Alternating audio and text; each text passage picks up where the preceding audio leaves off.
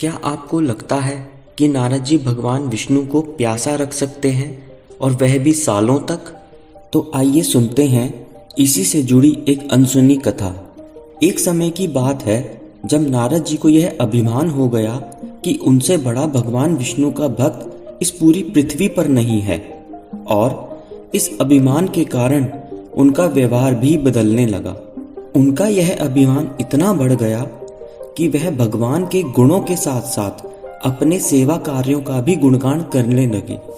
किंतु वह भूल गए थे कि भक्त चाहे जितना भी बड़ा क्यों ना हो, उसकी कोई भी बात भगवान से छिपी नहीं रहती। और जैसे ही भगवान को नारद जी के इस अभिमान के बारे में पता चला, उनसे अपने इस भक्त का पतन देखा नहीं गया, और इसलिए उन्होंने नारद जी को इस दुष्प्रवृत्ति से बचाने का निर्णय किया। और इसके लिए उन्होंने एक लीला रची। उन्होंने नारद जी को वन में भ्रमण के लिए आमंत्रित किया। जब वन में वह दोनों साथ साथ भ्रमण कर रहे थे तो अचानक विष्णु जी एक वृक्ष के नीचे थककर बैठ गए और बोले, अरे नारद जी, हम तो थक गए हैं और प्यास भी बहुत लगी है। कहीं से थोड़ा पानी मिल जाए तो आराम आ जाए, क्योंकि प्यास के मारे चला नहीं जा रहा।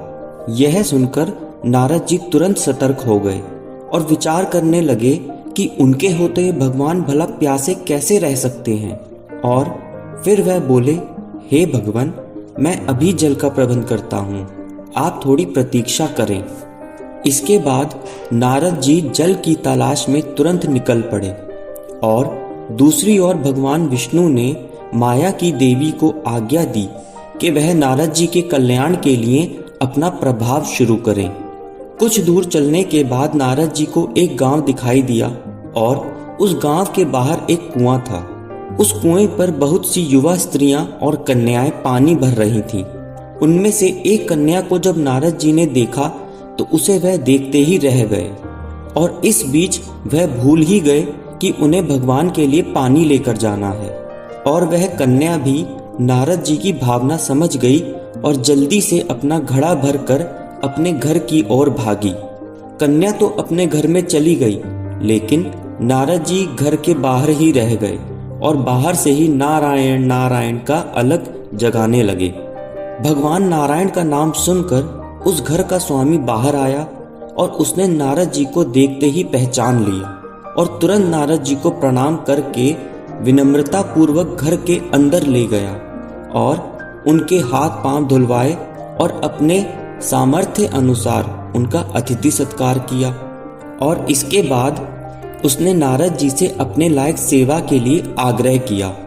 नारद जी ने तुरंत अपनी इच्छा व्यक्त की और बोले कि अभी जो कन्या आपके घर में पानी का घड़ा लेकर आई है, मैं उससे विवाह करना चाहता हूँ।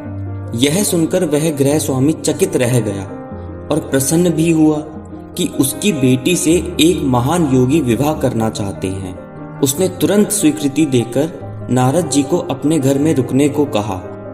2-4 दिन के बाद एक शुभ मुहूर्त निकलवाकर उस व्यक्ति ने नारद जी का विवाह अपनी कन्या से करवा दिया, और साथ में उसी गांव में इतनी धरती का हिस्सा भी दे दिया कि वह आराम से खेती कर सकें और अपने परिवार का पालन भी कर सकें। अब नारद जी दिन भर खेती में लगे रहते, कभी हल चलाते, कभी पानी देते, तो कभी बीज बोते।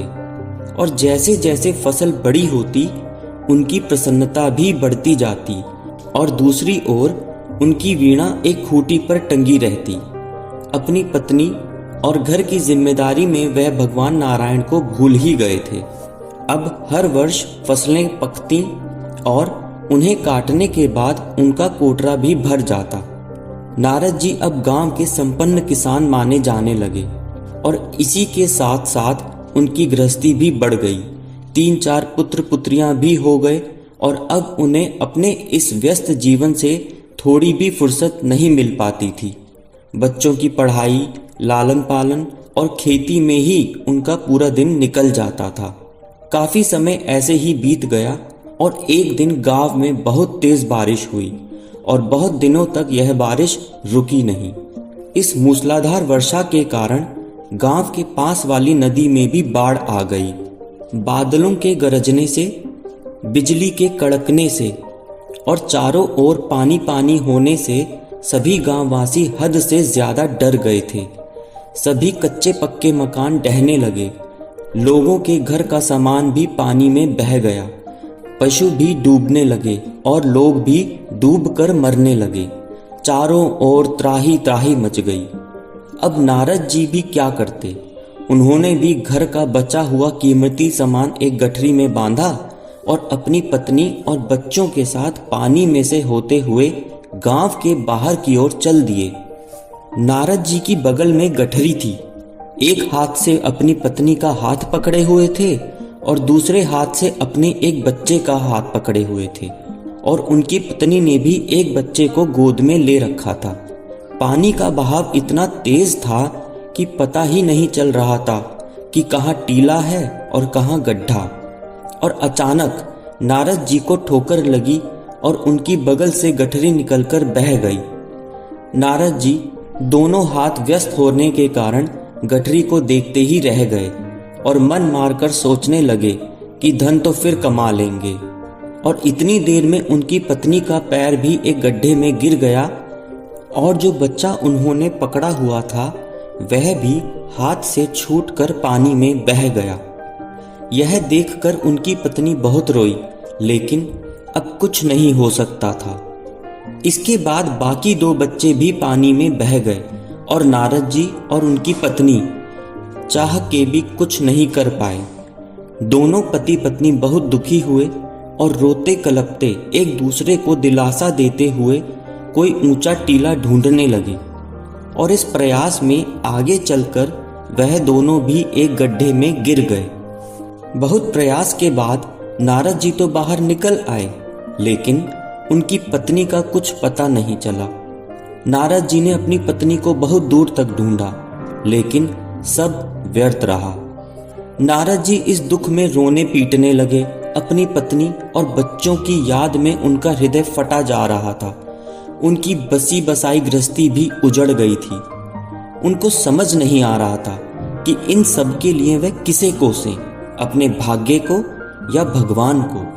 और भगवान का ध्यान आते ही नारद जी के दिमाग में एक तेज प्रकाश फैल गया और अचानक सारी पुरानी बातें उन्हें याद आ गईं कि वह किस काम के लिए निकले थे और कहाँ चले गए और क्या कर बैठे। वह तो भगवान विष्णु के लिए जल लेने गए थे और यहाँ अपनी गृहस्थी बसाकर बैठ गए और भगवान अभी भी उनका इंतजार कर रहे होंगे। और विचार करने लगे कि इस गृहस्थी को बसाने में वर्षों बीत गए और आज सब नष्ट हो गया। क्या भगवान आज भी मेरी प्रतीक्षा में उसी वृक्ष के नीचे बैठे होंगे? ऐसा वह विचार करने लगे। और ऐसा विचार आते ही गांव और बाढ़ दोनों अंतर्ध्यान हो गए और नारद जी ने अपने आप को एक घने वन में खड़ा पाया। नारद जी बहुत पछताए और दौड़ने लगे।